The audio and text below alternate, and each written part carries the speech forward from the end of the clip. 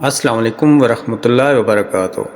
میں ہوں آپ کا بھائی جی ایس مغل اسلامک سے، اور آج ہم لے کر آئے ہیں ایک ایسی ایمان افروز، دل کو چھو لینے والی اور آنکھوں کو نم کر دینے والی کہانی، جو صرف ایک جانور کی قربانی کی نہیں بلکہ اپنے نفس، اپنی خواہشات اور اپنی محبتوں کو اللہ کے لیے قربان کرنے کی کہانی ہے۔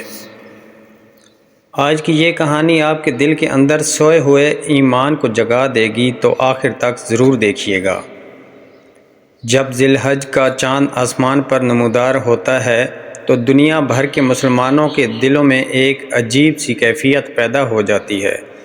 گلیوں میں جانوروں کی آوازیں گونجنے لگتی ہیں، بچوں کے چہروں پر خوشی آ جاتی ہے، بازار سج جاتے ہیں، لیکن ایک سچا مومن ان سب کے پیچھے ایک اور چیز تلاش کرتا ہے: اللہ کی رضا۔ قربانی صرف ایک رسم نہیں، یہ محبت کی وہ زبان ہے جو بندہ اپنے رب سے بولتا ہے۔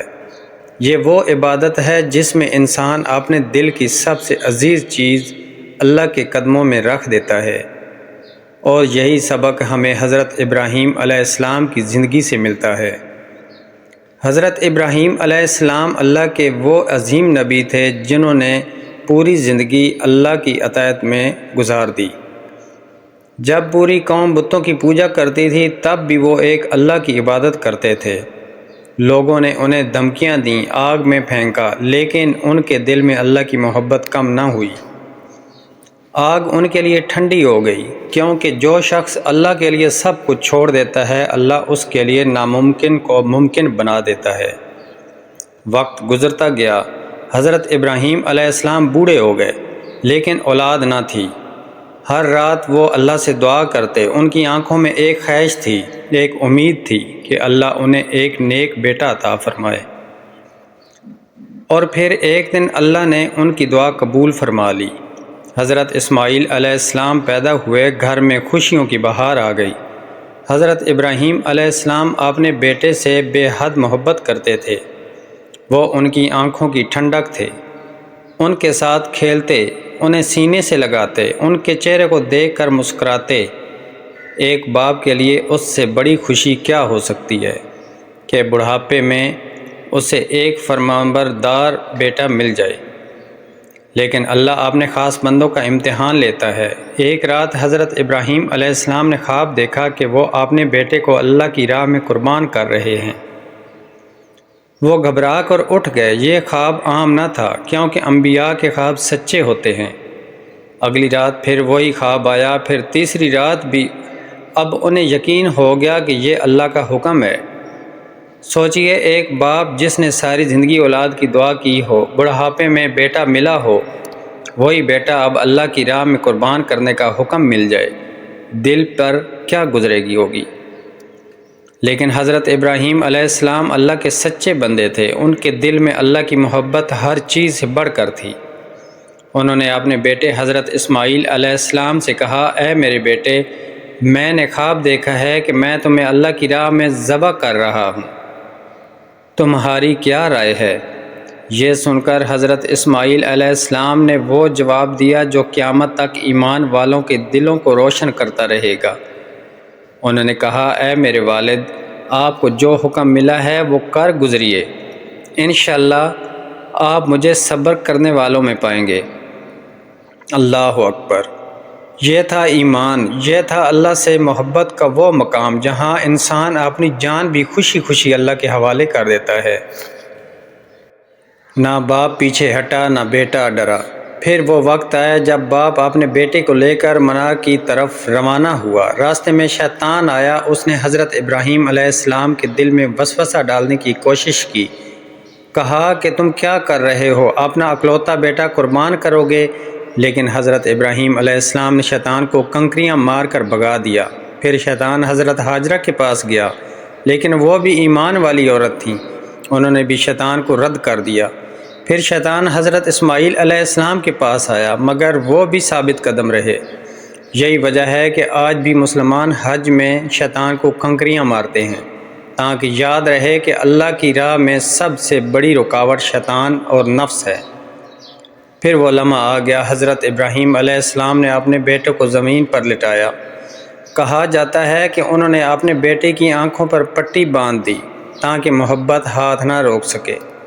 ہاتھ میں چھری تھی، دل میں اللہ کا حکم۔ حضرت اسماعیل علیہ السلام خاموشی سے لیٹے تھے، ان کے لبوں پر اللہ کا ذکر تھا۔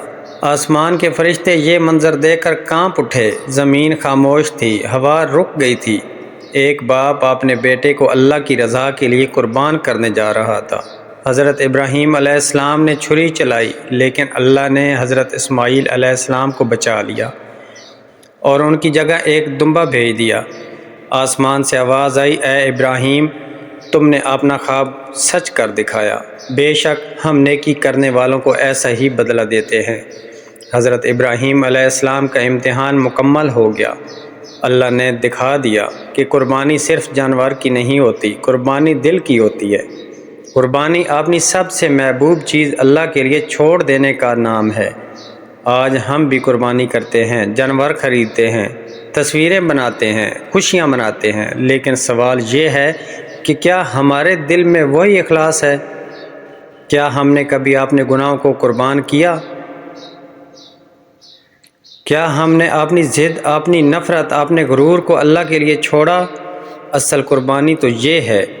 ایک غریب شخص تھا، عید قربان قریب تھی، اس کے پاس اتنے پیسے نہ تھے کہ اچھا جانور خرید سکے۔ اس کے بچے محلے کے بچوں کو دیکھتے اور خاموش ہو جاتے۔